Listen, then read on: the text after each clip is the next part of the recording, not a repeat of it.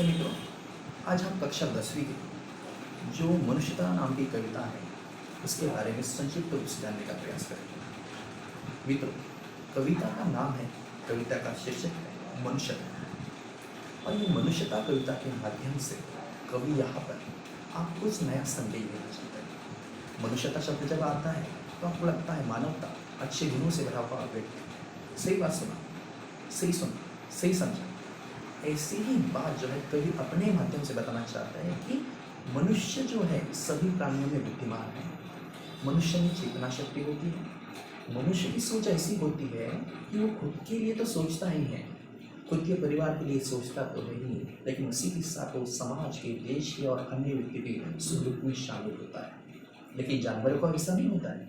जानवर अक्सर खुद के बारे में ही सोचते हैं, पशु खुद के बारे में ही सोचते हैं और खुद के सिवाय दूसरों के सुख दुख में शामिल होना उतना ज्ञान भी नहीं होता है। तो कवि आपको इस कविता के माध्यम से यही समझाना चाहते हैं कि जो खुद के लिए जीता है उस मनुष्य का जीवन पशु समान है, और जो दूसरों के लिए जीता है, खुद का सुख दुख देखने से पहले दूसरों का सुख दुख के बारे में जानता है, दूसरों को सहायता करता है, दीन दलितों की सहायता करता है, गरीबों की सहायता करता है, वही सच्चा मनुष्य है। और उस सच्चे मनुष्य के लिए कौन से गुणों की आवश्यकता है, ये सभी गुण इस कविता के माध्यम से, मनुष्यता कविता के माध्यम से उन्हें बताने का प्रयास करें। मित्रों, इस कविता के जो रचनाकार है उनका नाम है मैथिली शरण गुप्त।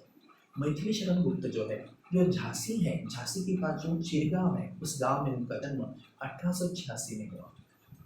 ये जो कवि है इनको राष्ट्रकवि के नाम से भी पहचाना जाता है क्योंकि उनकी अधिकतर जो रचनाएं हैं वो देश हित को प्रेरित करते हुए, राष्ट्रभक्त बनाने हुए उनकी पूरी रचनाओं का लेखा जोखा वाङ्मय में दिखाई देता है।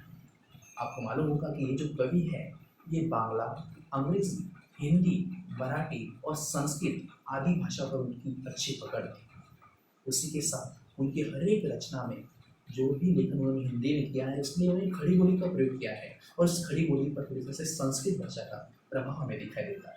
इनकी प्रमुख रचनाएं अगर देखी जाए तो साकेत है, यशोधरा है, जय द्रौपद है। ये आदि रचनाओं के माध्यम से भी उन्होंने देश हित के लिए उच्च कोटि का कार्य अपने रचना के माध्यम से किया है। उनका पहला चरण है कविता का। पहले चरण में कवि कहते हैं, पहले चरण में कवि कहते हैं कि जिसका जन्म हुआ है उसका मृत्यु होना तय है, तो आपको मरने से क्यों डरना है। जिसका जन्म हुआ है उसको मरना ही है, तो मरने से मत डरिए।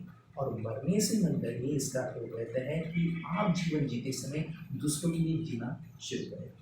भले ही जीवन जीते समय आपको अपनी जान देनी पड़ी तो भी कोई परवाह नहीं, क्योंकि जो दूसरों के लिए जीता है, जब अपने जीवन में दूसरों के लिए मरता है, अपने प्रयासों के माध्यम से दूसरों को खुशी देने का प्रयास करता है, वही सच्चा मनुष्य होता है, उसमें ही मनुष्यता होती है।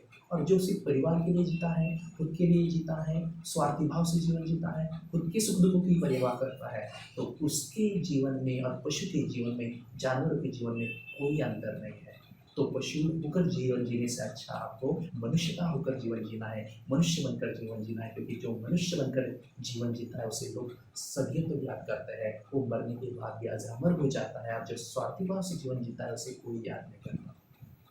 दूसरे चरण में कविता के दूसरे चरण में कवि कहते हैं कि जो व्यक्ति दूसरों के लिए अपना संपूर्ण जीवन समर्पित करता है, जो व्यक्ति दूसरों के लिए अपना संपूर्ण जीवन दूसरों के लिए अर्पित करता है, सुख दुखों का सामना करते हुए लोगों के चेहरे पर खुशी लाने का प्रयास करता है, खुद के सुख दुख जानने से पहले, खुद के सुख दुख के बारे में सोचने से पहले दूसरों के सुख दुख के बारे में सोचता है, ऐसे व्यक्ति को साक्षात सरस्वती भी उसकी प्रशंसा करती है, सरस्वती भी उसका बखान करती है। इसका अर्थ ये हुआ कि जो पुस्तकें हैं उस पुस्तकों में उसके कार्यों का जो स्वर्ण अक्षरों से लिखा हुआ इतिहास है वो दर्ज होता है, और सदियों तक भले उसका शरीर मर जाए लेकिन सदियों तक वो अजरामर बनता है, लोग उसको पूजते हैं।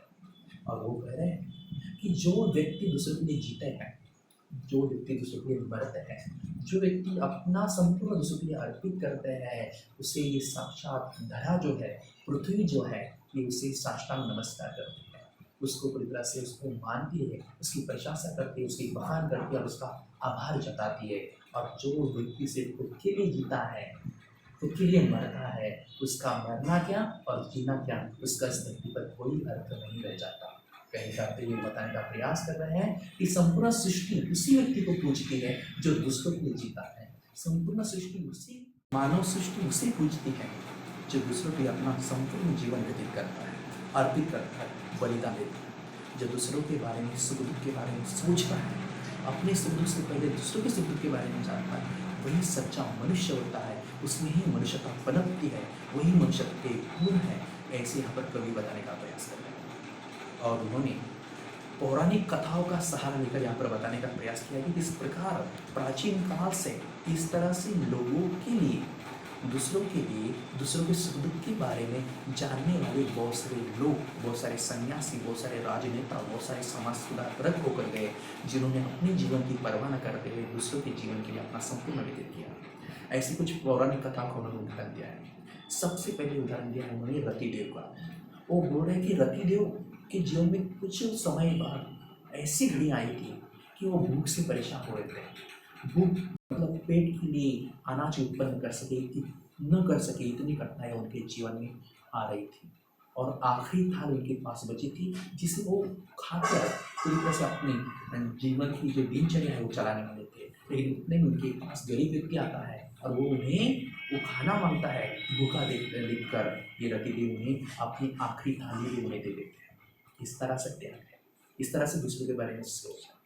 उसके बाद जो उशीनर के राजा है, कुशीनर के राजा जो है, जब उनके पास घायल कबूतर आता है तो उस कबूतर की जान बचाने के लिए वो खुद का मांस काट कर उसके लिए अर्पित करते हैं। इसे कहते हैं दान, इसे कहते हैं दूसरों के लिए सोच। उसी के बाद महर्षि दधीची है। दधीची नाम की जो ऋषि है बहुत प्रसिद्ध होकर है, बहुत प्रसिद्ध और जाने माने ऋषि थे। और इन ऋषि को जब अलग अलग माध्यम से दान मांगा गया तो उसने राजा इंद्र को वज्र बनाकर देने के लिए खुद के शरीर की सभी हड्डियों का जाल, अस्थियों का जो जाल है वो जाल वो इंद्र जी को समर्पित कर दिया। इसे कहते हैं त्याग। और उसके बाद आपको मालूम है दानवीर के नाम से जाने जाने वाले कर्म, ये कर्म शूरवीर थे, लेकिन उसी के साथ उनकी सच्ची पहचान थी तो वो थी दान के वजह से। वो दानी थे। तब उनके जीवन में अलग अलग माध्यम से परीक्षा लेनी है तो ईश्वर ने जब उन्हें अपने कवच कुंडल मांगे, कवच मांगा तो वो भी उन्होंने देने से इनकार नहीं किया। उन्हें मालूम था कि कवच देने के बाद उनका जान आता है, उनकी मृत्यु होना आता है, उनके जीवन का आखिरी समय आना आता है, फिर भी उन्होंने कतई भी उसके बारे में परवाह न करते हुए अपने कवच भी वहाँ पर दान दिए। मतलब देखिए इस तरह से सन्यासी होकर गए, इस तरह से शूरवीर राजा होकर गए जिन्होंने अपना जीवन का परवाह न करते थे, अपने जीवन की परवाह न करते थे, उसके बारे में न सोचते थे, सिर्फ दूसरों के लिए अपना सब कुछ जान तक निछोड़ कर। इसे कहते हैं मनुष्यता। ऐसे यहाँ पर कवि जो है मैथिली शरण गुप्त समझाना चाहते हैं। अगला उदाहरण दिया है, अगला उदाहरण मैथिली शरण गुप्त ने दिया है भगवान गौतम बुद्ध का। वो बता रहे हैं कि भगवान गौतम बुद्ध एक राजपुत्र थे। भगवान गौतम बुद्ध एक राजपुत्र थे। उनके पास संपदा और संपत्ति की कोई कमी नहीं थी। फिर भी उन्हें लगा कि मुझे दूसरों के हित के लिए, कल्याण के लिए कुछ करना चाहिए। इसलिए जनता के कल्याण के लिए, संसार के कल्याण के लिए उन्होंने पूरा अपना परिवार त्याग दिया, अपना राजपाट त्याग दिया। और जब वो बाहर निकले तो उन्होंने सिर्फ दया और करुणा के लिए अपना संपूर्ण निछोड़ कर दिया, क्योंकि दया और करुणा से बढ़कर इस जहाँ में कोई संपत्ति नहीं। जैसे उन्हें पता चला और पूरे संसार को उन्होंने देना चाहा तो उन्होंने कितनी अपने समाज की परवाह नहीं की। जो नियम होते हैं समाज के, जो देश के नियम होते हैं, घर के नियम होते हैं, उस सभी नियमों के खिलाफ वो चले गए।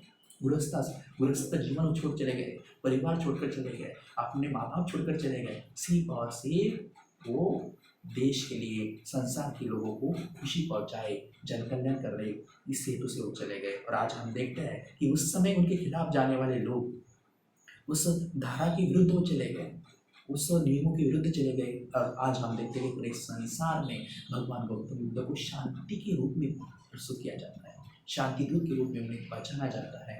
मतलब उनकी जो दया है और जो करुणा है ये इतनी महान है कि पूरे नियमों के खिलाफ जाकर भी वही सफल बन गई। और ये यहाँ पर उदाहरण देकर उन्होंने मैथिली शरण गुप्त ने समझाने का प्रयास किया है कि जिस तरह से महात्मा बुद्ध ने, भगवान बुद्ध ने इस तरह से सभी नियमों के खिलाफ जाकर लोगों का जन कल्याण किया, वैसे ही आपको समाज के जो नियम होते हैं, कुछ कुछ ऐसे नियम होते हैं कि वो अनष्ट रूढ़ी परंपराओं से जकड़े हुए रहते हैं, हमें उसकी परवाह न करते हुए समाज की और देश की परवाह करते हुए, लोगों की परवाह करते हुए उसके खिलाफ जाना है और लोगों के चेहरे पर खुशियाँ लाने का प्रयास करना है। उसे कहा जाता है सच्ची